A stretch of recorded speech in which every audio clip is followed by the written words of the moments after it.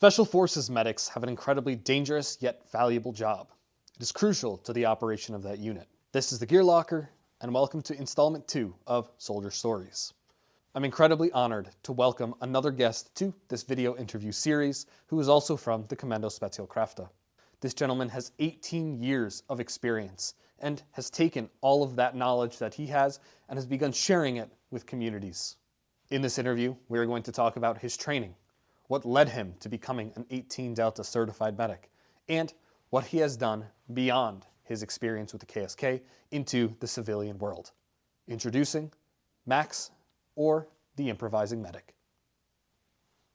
Max, thank you so much for joining us. This is an honor to talk to you. I've been following you since early on in your page and your journey and everything, and it's incredible to see. So first and foremost, thank you so much for joining us today. Thanks as well, because giving me the opportunity to speak on your channel and like spreading the word about what I'm doing nowadays. I really appreciate it as well.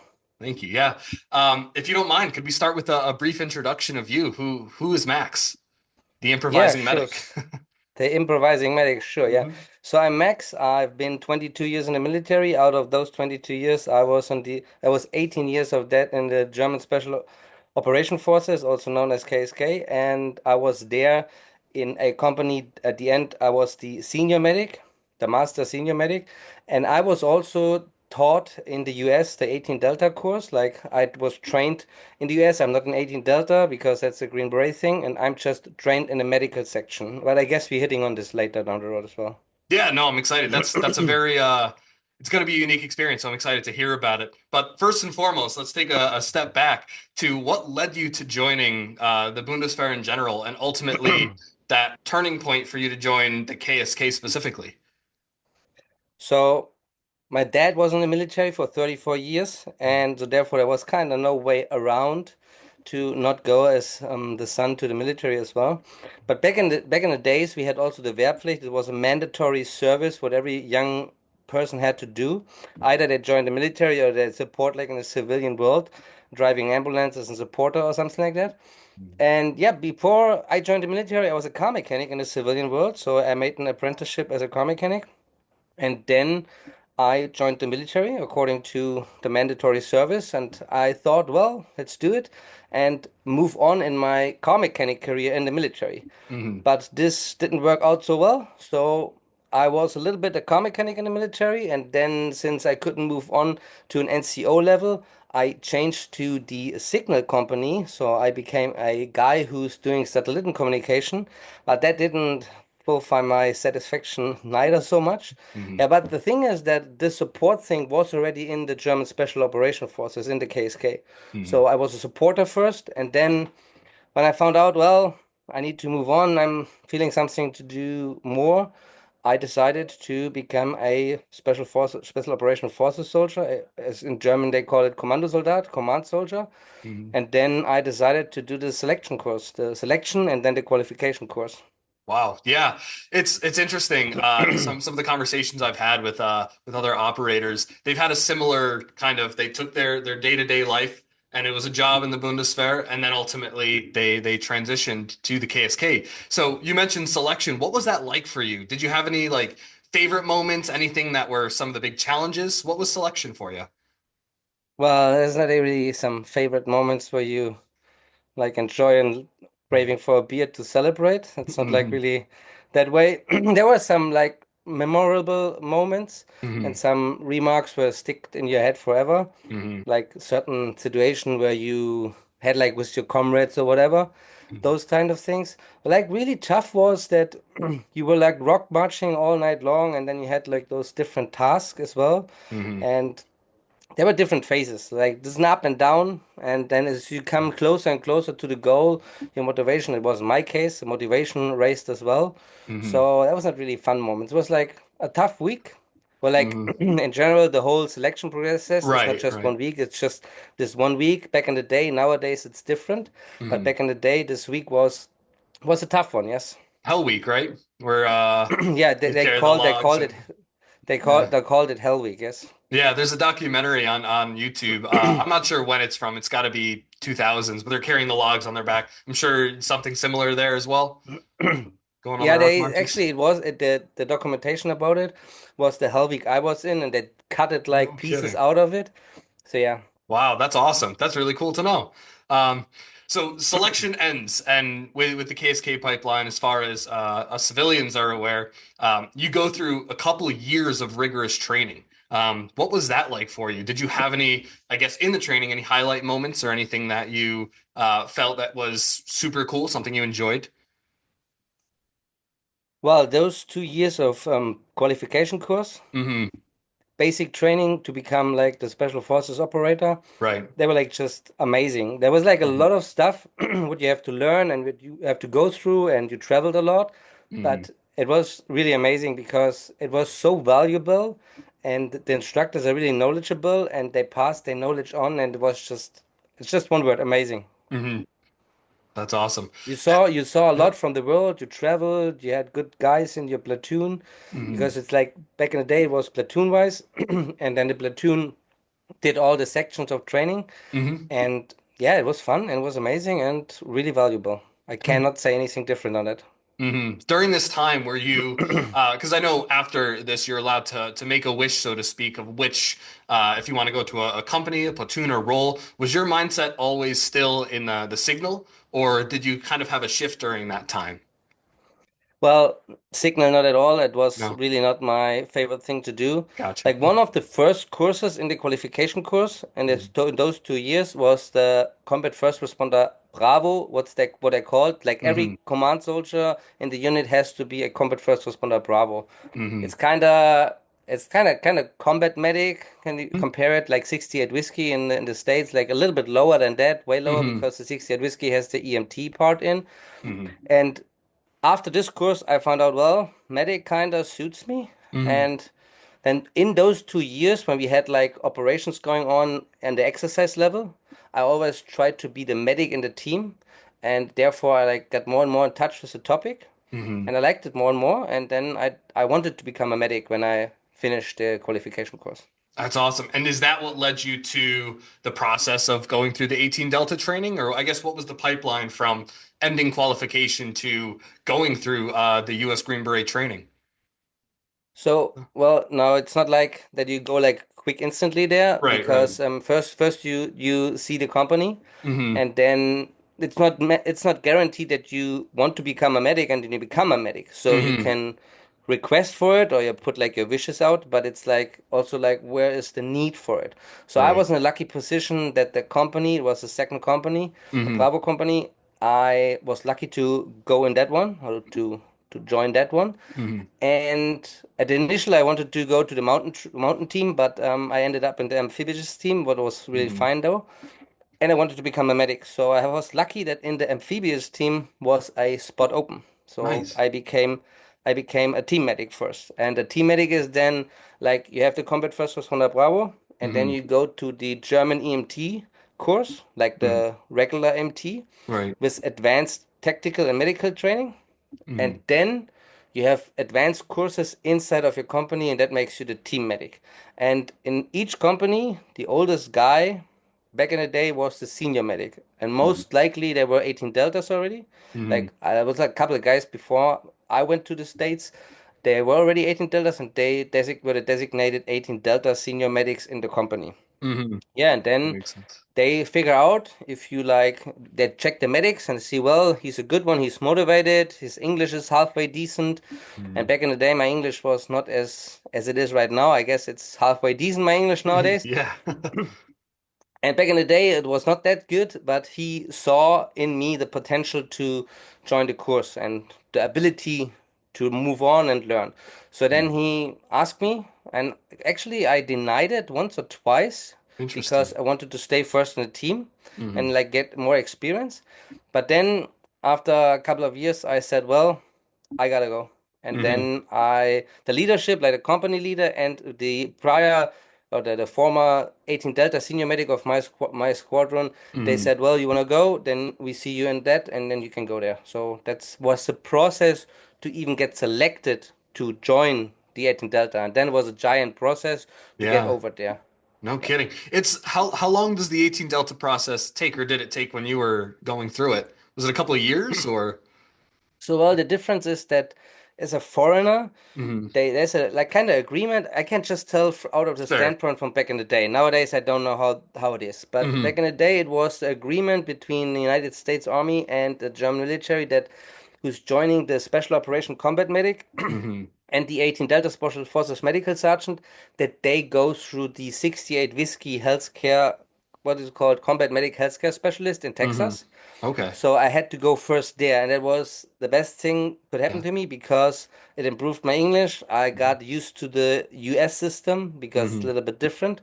Right. I've been before, I went to the course once in the United States, but I was not Hmm. like so familiar with all the stuff what's going on inside of the military. So Hmm. yeah, Yeah.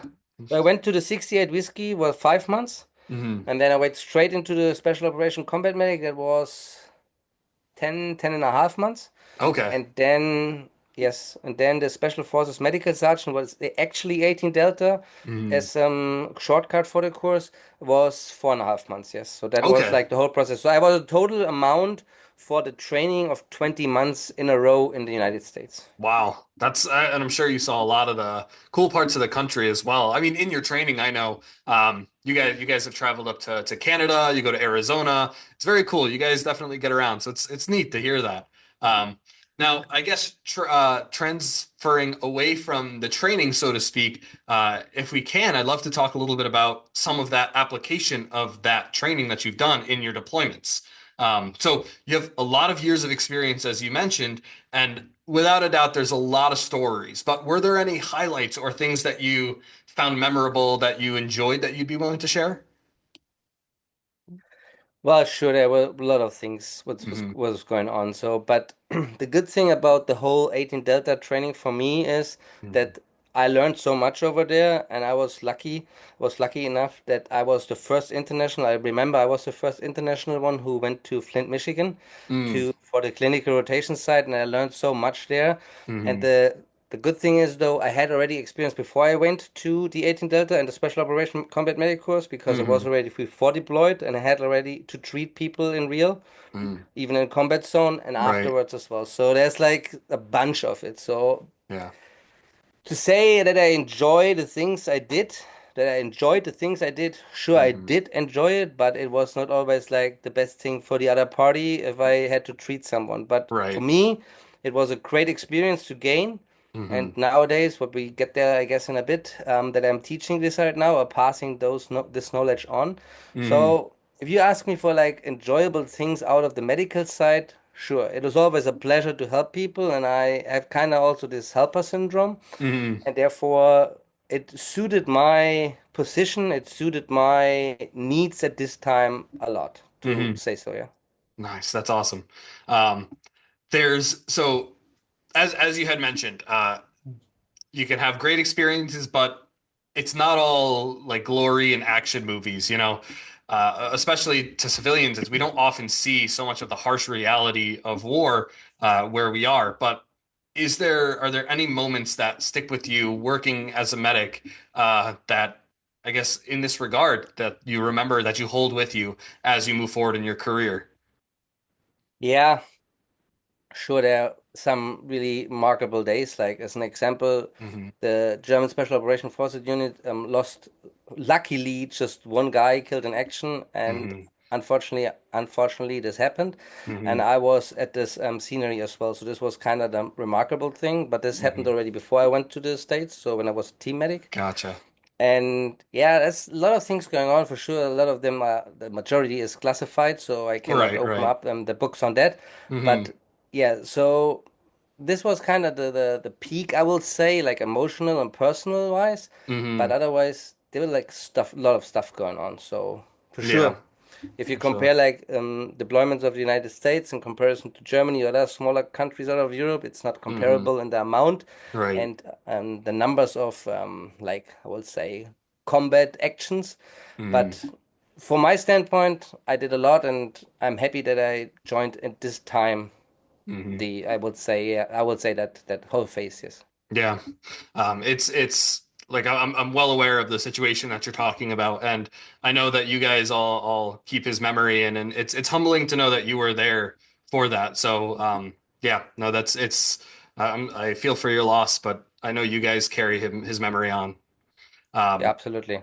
so with that, in speaking of carrying on, you have taught a lot of different groups and units. There's a photo on your website that I love I believe you're surrounded by the ANA, the Afghan National Army. Are there, correct me if I'm wrong if that's not them, but are there, what kind of agencies or units have you worked with, I guess, in your experience as a KSK medic?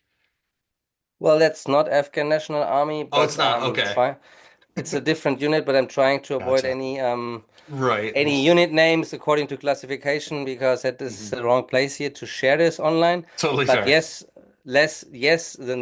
the unit taught a different unit there that Hmm. they can take over of the task and the duties to stabilize the country by itself. Well, Hmm. as we know, all we know, in 2021 it didn't work so well out. Right. But yes, we taught there the units at the end of the circle of the German deployment. At the Hmm. beginning, we were doing stuff on our own, and then it will transition to teaching them more and more. Yes. Right, that makes sense. Yeah, it reminds me of during the U.S. conflict with Vietnam, the Vietnamization, where special forces units, specifically like Fifth Special Forces Group, would train the ARVN soldiers to ultimately take over the combat roles themselves and all that.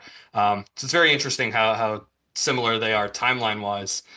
Yeah, But yeah. it's nothing else like it's nothing else back in the day and nowadays it's Hmm. military assistance, Right. and it makes sense to teach the indigenous people how to do the task by themselves since they maybe Hmm. not so developed or don't have so much experience, Hmm. and then the Western world comes in and helps out. For sure, it makes absolutely sense, Hmm.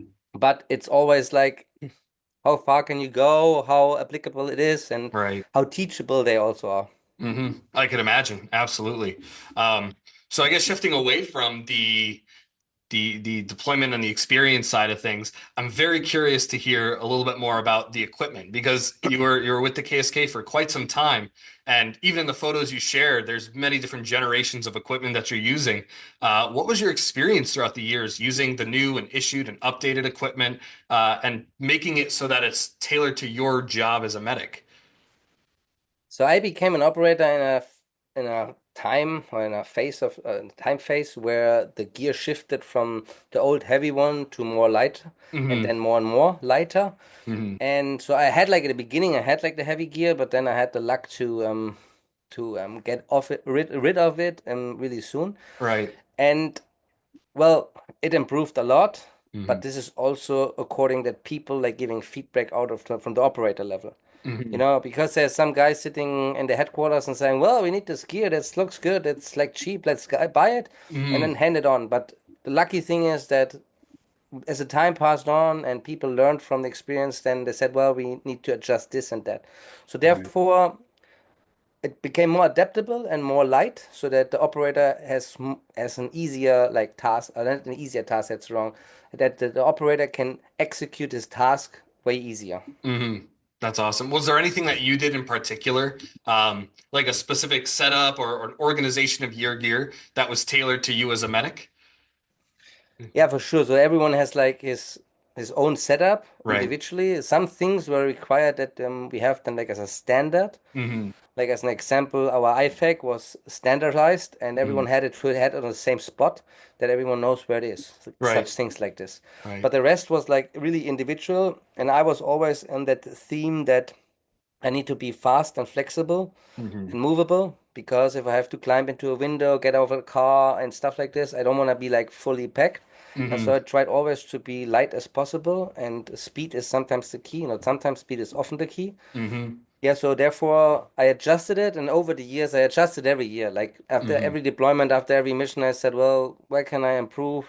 How can I get better and faster and quicker? Hmm. And therefore it changed over the years a lot. Like that will not fit into this call today. Will Right. blow the internet tonight. Yeah, is so I guess if we could focus on one thing then, what was your favorite stuff? Either that you were issued or something that you got that you bought yourself. Was there anything that was like your favorite to use? Ah, that's a difficult question. What's the favorite one? Hmm. So I like the Blade Carrier a lot because it Hmm. was the protection and at the same time your, I would say, your work panel. Right, right. And the helmet was really important as well because it's protecting your central computer. Mm-hmm. And then you have light on it, you're carrying your night goggles, so it's really important that one. But what I Right. bought like on my own, and I Mm-hmm. tested a lot of them, were like medical ad bags Mm-hmm. because I needed different ad bags for different setups. You Mm-hmm. know what I mean? That makes Like it was sense. a car setup, a helicopter setup, a foot setup, so I needed different setups, and Mm-hmm. therefore I bought like a few ad bags Mm-hmm. that I'm adjustable on it, and then I adapted it. So, but the main thing for like working as an operator, Mm-hmm. I used the issued gear because I was totally fine with it. There was like a Mm-hmm. pouch here and there what I bought by myself, or I found on an exposition, what it called, expo, yeah, Yeah, excellent. or like in an exchange or whatever. Then I said, well, let's try this out, and I was happy with it, and I used it. Mm-hmm. But also there was like sometimes a pouch what is not in its original function were used for something else. As an example, the Okay. radio I used as a radio for a long time in a magazine pouch because it Okay. was easier to get in and out and was like really flat. And again, Mm-hmm. for me was the key to be flexible and having the speed, and that's why I needed to be slim and light. Right, that makes sense. It's funny, there's one of the pictures on your website. I was almost wondering what it was because it is very tucked in. So that's an interesting thing to use. It's amazing the radio could fit in such a small pouch, but that's awesome. Was there, I guess, uh, maybe a personal question, but I'm curious, the uniforms that you guys used. So I know you used a lot of Cry Precision, because around that time, especially around the 2010 to 2013, that became very popular. Uh, Ultimately, Linderhof and Watana, they came out with their own new uniforms and everything. Did you have a favorite uniform by chance? Something that you just loved better than the others? No, not really. So the No. cry things, they Hmm. were mainly purchased by ourselves. Hmm. We got some Octorix things issued Hmm. and for like a time phase, Hmm. and then they as I mentioned earlier, like they improved on the equipment, also on the uniforms, and then we Right. got like I can't remember the brand, but it was I guess it was like a military owned brand, whatever. They Hmm. did it by their own, and they were good Hmm. in certain ways, but some it was new, so they had to be tested out actually over Right. really an extensive phase with the hard work we did. So Hmm. some of them they were like tearing in the crotch and stuff like this, and then they improved on Hmm. that as well. So, Hmm. but in the end, until the end of my time in the unit, we had then this extra, not multicam, they call Hmm. it multi-camouflage. It's kind of a mix. Hmm. And Hmm. that was actually for me the best one because now they had it like perfect, what's it called?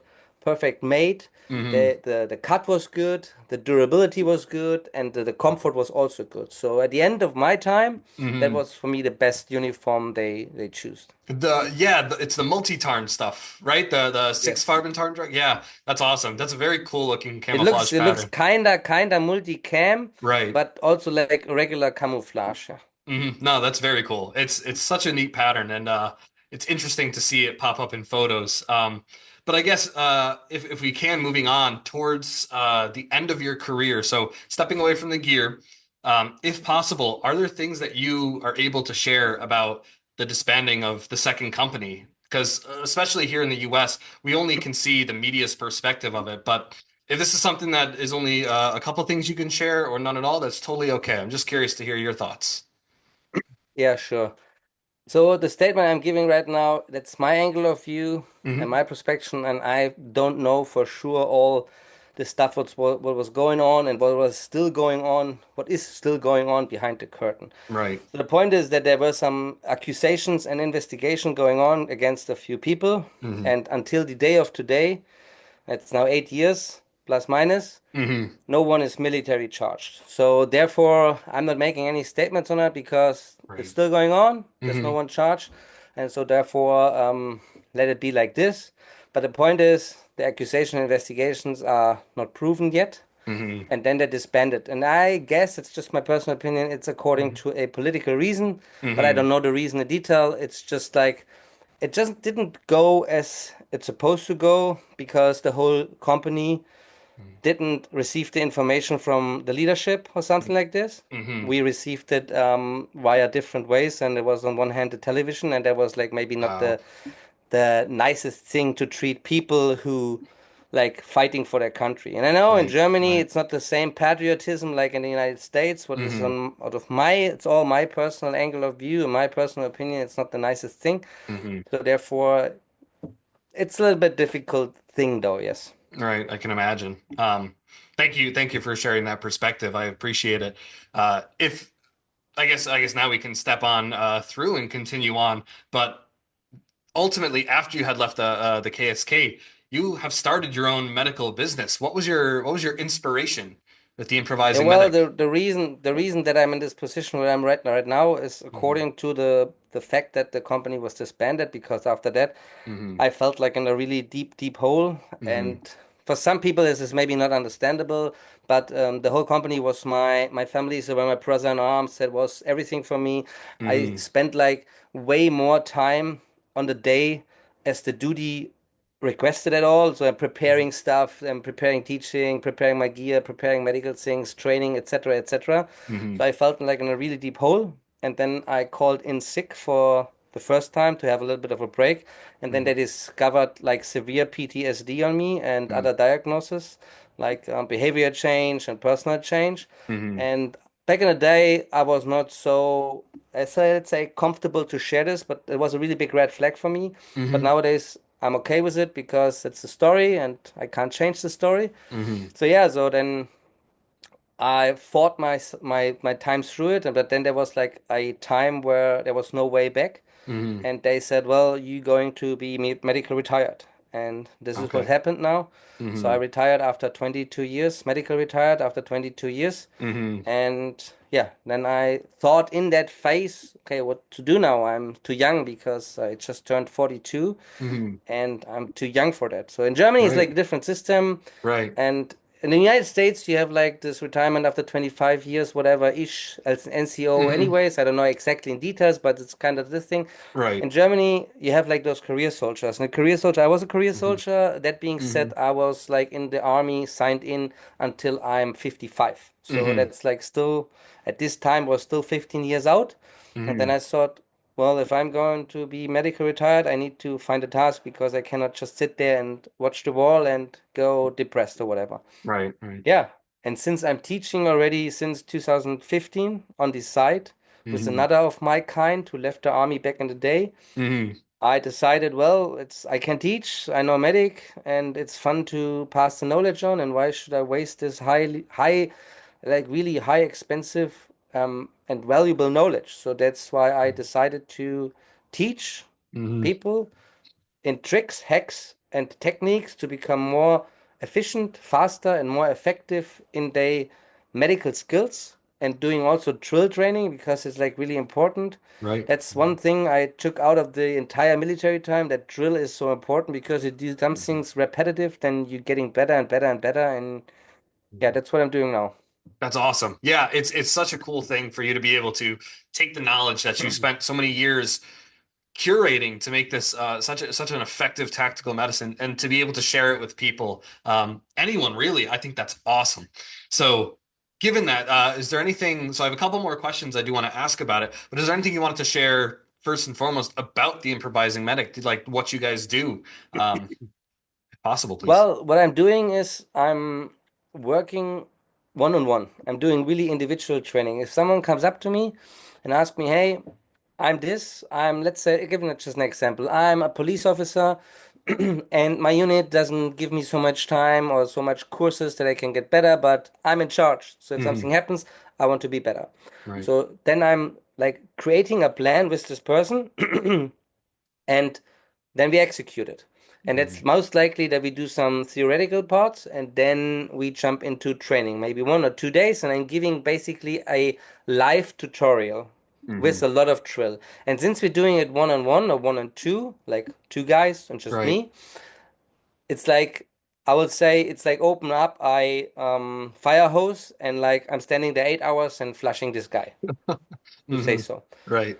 And the thing is that I'm only do training and practicing with real humans as Hmm. a casualty actor Hmm. because then you have like this interaction as well and like good feedback as well. Hmm. So sorry, that's basically what I'm doing right now. And in the background right now, I'm creating an online course, and this Hmm. online course is an online tutorial so that people can watch it repetitively on the screen and Hmm. then just go ahead and do it on their own and practice on their own.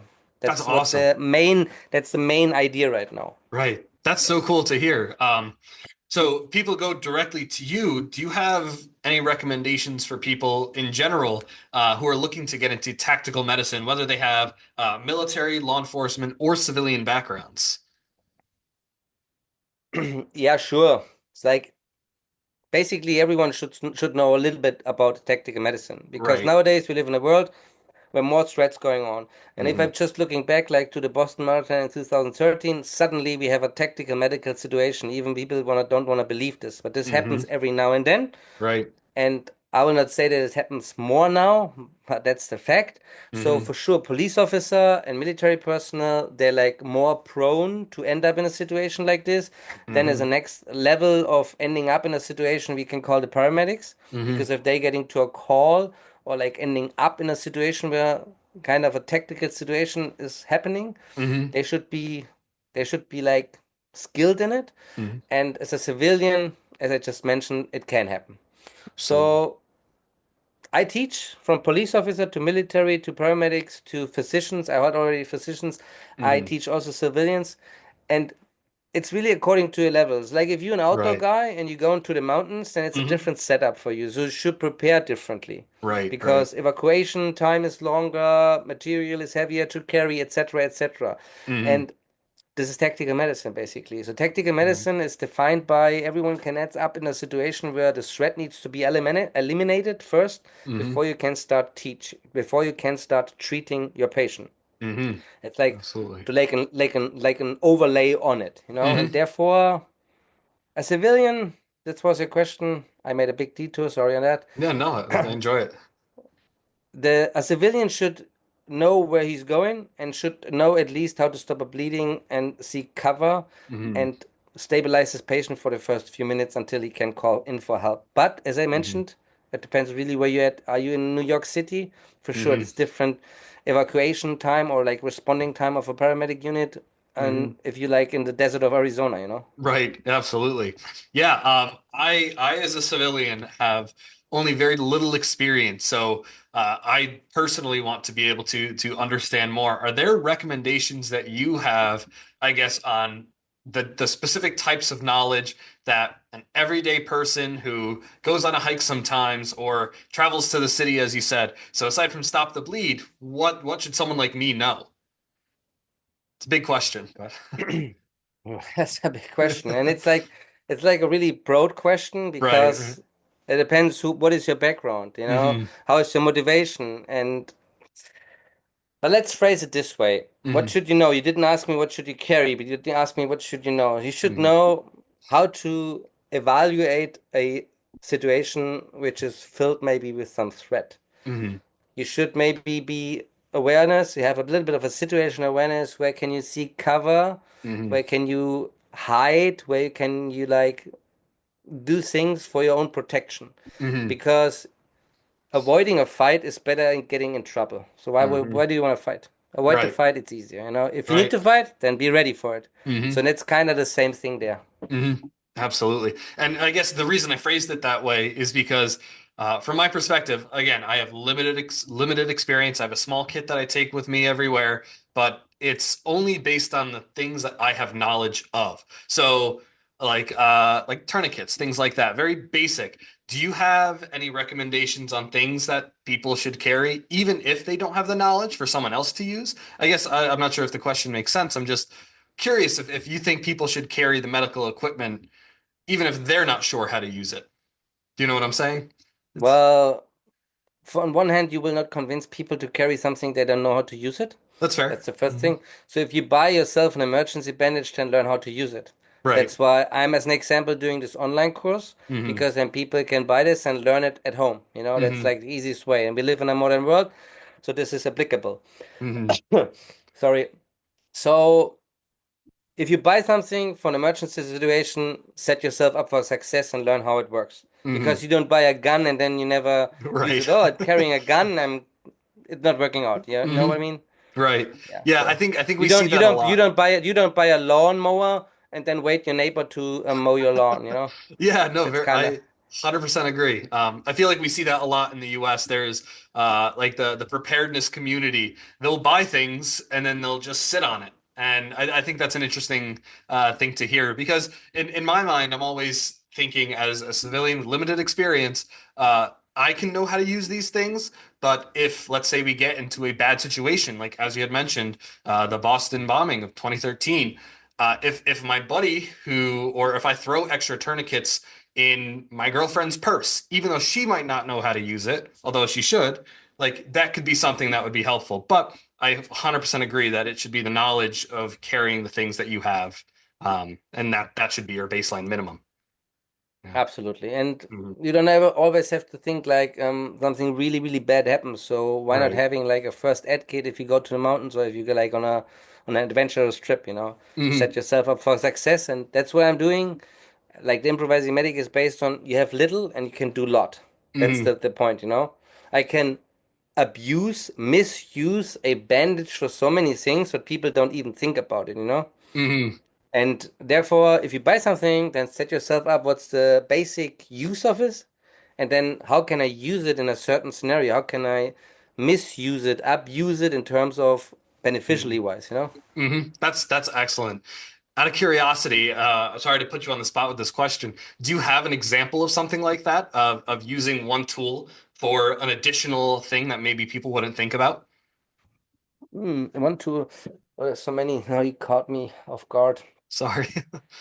No, no, you're good, you're good. Like let's say let's use a tourniquet as an example, okay? I can use a Hmm. tourniquet for sure for his task. He stopped Right. the bleeding. Right. But I can also use a tourniquet to make a arm sling. I Mm. can also use a tourniquet to tie your legs together if I need to immobilize them. I can also use a tourniquet as a donut ring to carry someone. So there we go. I have a tourniquet and I can use so many different, I can use it as in so many tasks as well, you know? Right. That's awesome. And I'm sure that if people went to join your course or even seeing your online course that's in development, they'll without a doubt get this information and knowledge and more. So first of all, thank you for sharing that. That's really cool, and I'm excited Sure, to learn more myself. Um, but sure. with that, I guess that kind of brings us towards the end of our call. But I'm curious, was there anything else that you wanted to mention, whether it's about your experience as a KSK medic, your experience in teaching, or anything that you wanted to share with the viewers? Well, like if we want to end this on my end with a message to the world out there, Sure. never stop learning because the point is never give up. Never stop learning, never give up. Because Hmm. right now I'm in a situation where I say, well, how do I move on with my life? And that's Hmm. why I decided just recently to study more medicine. So Hmm. I'm still doing what I'm doing, but I'm studying almost some more medicine Hmm. because it keeps me alive to say so. So Right. therefore, a message could be never give up and never stop learning because that's the only way how we getting better and how we get our surroundings better. Hmm.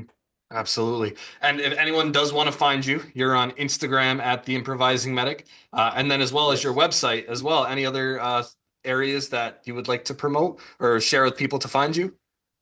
I have a YouTube channel, but it's not running right now. It's Okay. open there, it's out there, but it's not like filled up with a lot of videos, but that will Gotcha. hopefully come soon. Mhm. And Awesome. yeah, the rest will be all pronounced on Instagram. So Instagram is basically the main source, and then we go from there. Otherwise, Awesome. just hit me up on my website and email me, and then we can set you up for success in whatever way it is. Awesome. I'm glad to hear it. And for anyone listening, Max is very responsive, so I encourage you to reach out to him. He's a wealth of knowledge, as you saw in this, and I'm truly grateful for the opportunity to talk with you. Thank you so much. I'm grateful to have had the opportunity to speak with him and that he agreed to share this all with you. I hope that this has inspired you to become a little bit more proficient in your own medical capabilities. Once again, huge thank you to Max. Please go check him out on his Instagram page, The Improvising Medic. It'll also be linked in the description below, because the insights that he shares on there, let alone his courses, is invaluable. If you would like to see a part 2, where the Improvising Medic and I dive even deeper into some experiences and real-world scenarios, let me know in the comments below. We'd be happy to, and I'd love to organize it with him. He's a wealth of knowledge, and I'm sure you guys could get some cool insight from that as well. Thank you guys for watching this video. This is The Gear Locker. Thank you again to the Improvising Medic, and we'll see you in the next one.